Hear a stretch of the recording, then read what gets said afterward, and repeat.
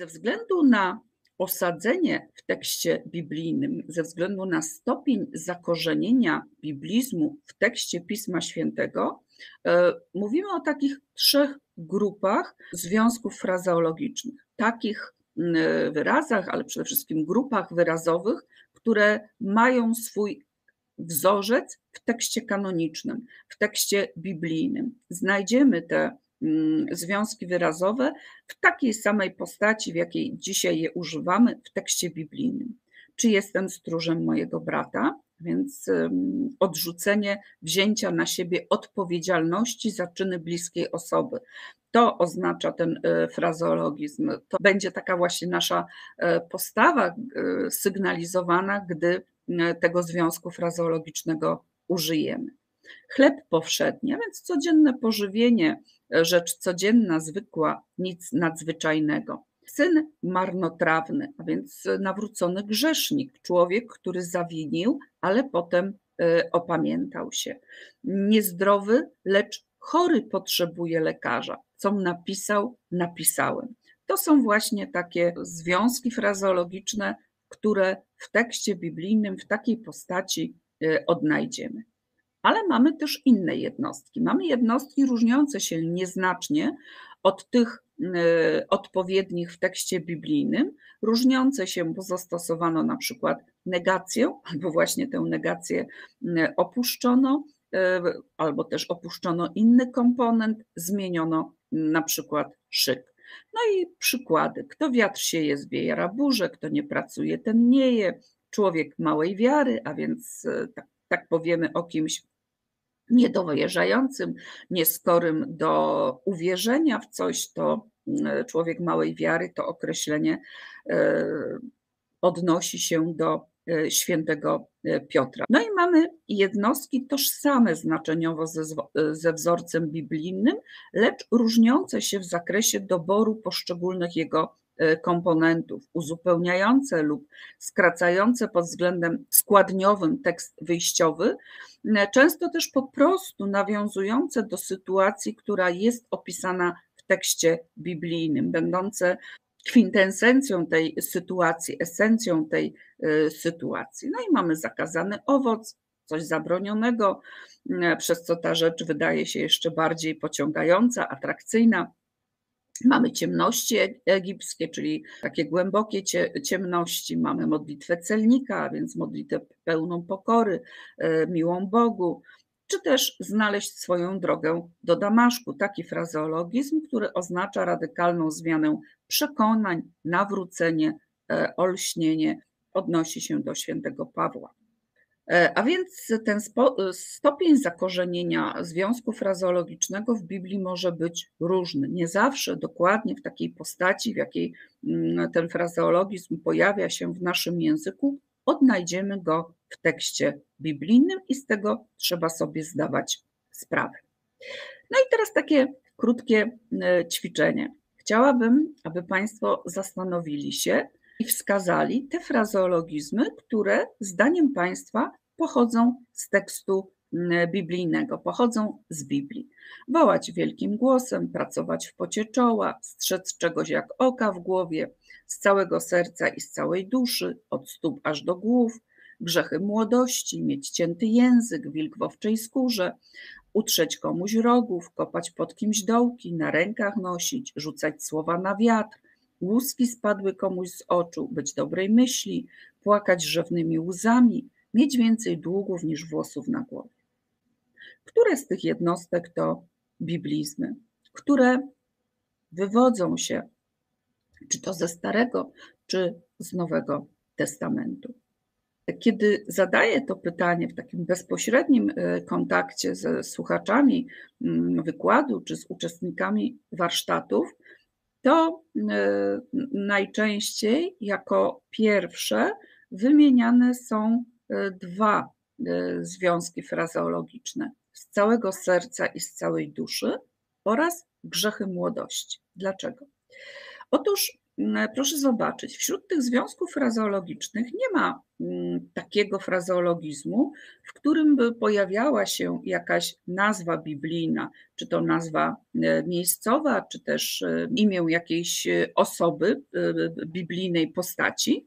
Natomiast właśnie pojawiają się te dwa pojęcia, dusza, grzech, które nam kojarzą się z tekstem biblijnym, które, tak nam się wydaje i słusznie, do tekstu biblijnego, do różnych sytuacji w tekście biblijnym opisanych nawiązują. I te dwa słowa, dusza i grzech, to są takie elementy, o których powiemy, że są takimi komponentami sakralności. Komponenty sakralności to są takie cechy, które polegają na istnieniu jakiegoś nawiązania do sfery sakrum.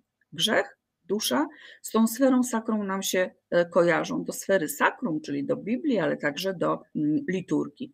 I tę cechę, tę właściwość może mieć jakaś osoba, miejsce, no i wtedy bardzo łatwo identyfikujemy, że są to na przykład biblizmy, że to są biblizmy, czy właśnie wyrazy wywodzące się z liturgii, ale taką właściwość może mieć też przedmiot, czynność, atrybut. Mojżesz, Tabor, krzyż, błogosławić, święty.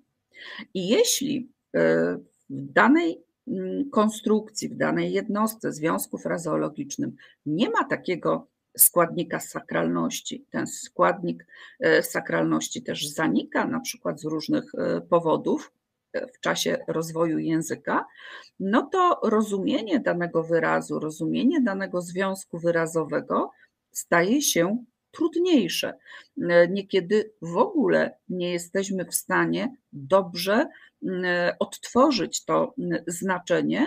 Może nam też sprawić kłopot odtworzenie struktury danego związku, bądź też właśnie wskazanie jego źródła, że ten frazeologizm pochodzi z Biblii, no bo nie ma tego komponentu sakralności, nie ma tego czegoś, co by nas na ten dobry trop naprowadziło.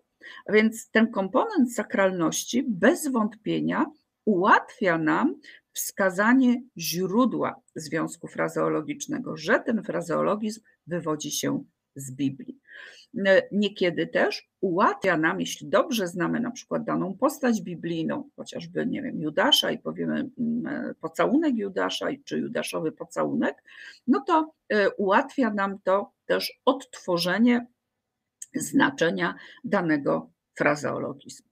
A więc ten komponent sakralności jest ważny. Ten komponent sakralności często pojawia się właśnie w postaci imienia, bądź też utworzonego od imienia przymiotnika. No i imię, bądź też utworzony od niego przymiotnik bardzo często jest komponentem związku frazeologicznego. Na tym slajdzie pojawili się bohaterowie Starego Testamentu. Adam, Hiob, Kain, Noe, Dawid. Bohaterowie, którzy, możemy powiedzieć, ufundowali nam związki frazeologiczne. Jedne bardziej znane, drugie nieco mniej. Adam, drugi Adam, nowy Adam, to po prostu Chrystus. Od Adama i Ewy, czyli od dawien dawna, od samego początku. Zaczynać od Adama i Ewy, czyli wywodzić rzecz niepotrzebnie od samego początku. Strój Adama, nagość, ale także w stroju Adama, czy też w stroju adamowym, a więc po prostu nago. Zakon Adama oznacza małżeństwo i to już jest chyba mniej znany związek frazeologiczny i znaczenie trudniejsze do przywołania. No i żebro Adama. Żebro Adama, podwaliny, fundament, ale również kobieta. Znamy na pewno Hiobowe wieści, a więc tutaj Hiob nam funduje związki frazeologiczne. Hiobowe wieści, czyli wieści złe, przerażające o jakimś nieszczęściu, o jakiejś tragedii, ale mamy też inne frazeologizmy, mniej znane. Hiobowy posłaniec, ten, kto przynosi smutną, przerażającą wiadomość. Przyjaciel Hioba, przyjaciel, który chcąc nas pocieszyć w naszej zgryzocie, w naszym cierpieniu, robi to w taki sposób, że tłumaczy nam, że to właśnie cierpienie wyniknęło z naszej winy i w ten sposób przyprawia nas o jeszcze większe cierpienie, o jeszcze większą zgryzotę, jeszcze większy smutek. No i cierpliwy jak Hiob, cierpliwość Hioba, a więc taka ogromna cierpliwość, niewzruszona cierpliwość. Kain. Zbrodnia Kaina, czy też Kainowa zbrodnia, bratobójstwo, zabójstwo brata, ale także rodaka. Piętno Kaina, Kainowe piętno, znamię zbrodniarza, znamię mordercy, brata, rodaka, czy też kogoś z rodziny. Takie Kainowe znamię, przypomnę, miała między innymi Balladyna. Plemię Kaina, Kainowe plemię. W tych dwóch postaciach ten frazeologizm może się pojawić, wystąpić. Po prostu bratobójcy, zabójcy rodaków. Arka Noego, czyli wielki niezgrabny powóz, wielka niezgrabna budowla, także zbiorowisko ludzi, zwierząt, zbiorowisko przedstawicieli różnych ras, różnych stanów, gatunków. Do znaczenia tego frazeologizmu, czy znaczeń tego frazeologizmu nawiązuje między innymi Adam Mickiewicz, opisując w Panu Tadeuszu karczmę. No i Dawid. Proszę zobaczyć, Dawid i Goliat, zestawienie ducha i materii, siły ducha i siły fizycznej. Dawid i Jonatan, wypróbowani, wierni przyjaciele. Wyglądać jak Dawid przy Goliacie, sugerujemy tu nierówne siły, brak proporcji. Pójść z Dawidem na harfie grać, czyli umrzeć. Szeroko o tym Dawid pisał, czyli coś już zostało opracowane, jest dobrze znane, no i powtarzamy się, jeśli ktoś nam powie, że szeroko już o tym Dawid pisał, a my tu coś tam opowiadamy. Oczywiście również imiona bohaterów Nowego Testamentu są komponentem związków frazeologicznych. No i tu się pojawia Łazarz, Tomasz, Judasz, Annasz i Kajfasz, Piłat. Biedny jak Łazarz, leżeć jak Łazarz, wyglądać jak Łazarz, istny Łazarz. To są wszystko frazeologizmy, które oznaczają kogoś bardzo wynędzniałego, osłabionego chorobą, biednego, kogoś, kto bardzo źle wygląda ze względu właśnie na chorobę albo ze względu na warunki bytowania. Jest to biedak, nędzarz. Tomasz, niewierny Tomasz, czyli osoba nieufna, sceptycznie nastawiona do rzeczywistości, chcąca wszystko sprawdzić, zweryfikować.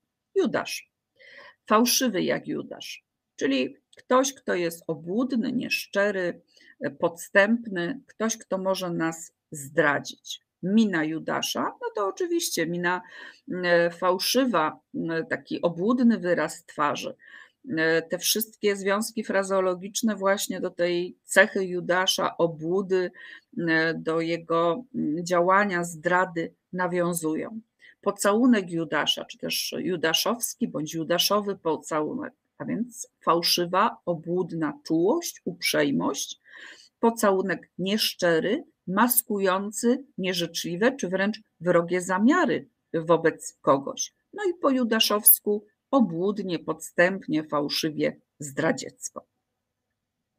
Chodzić od Annasza do Kajfasza, czy odsyłać kogoś od Annasza do Kajfasza, to są po prostu korowody, ceregiele, chodzenie od jednej instancji do drugiej, takie bezowocne, bezskutecznie próbujemy coś wtedy załatwić i tak nas ciągle od jednej do drugiej osoby, czy od jednej do drugiej instytucji odsyłają.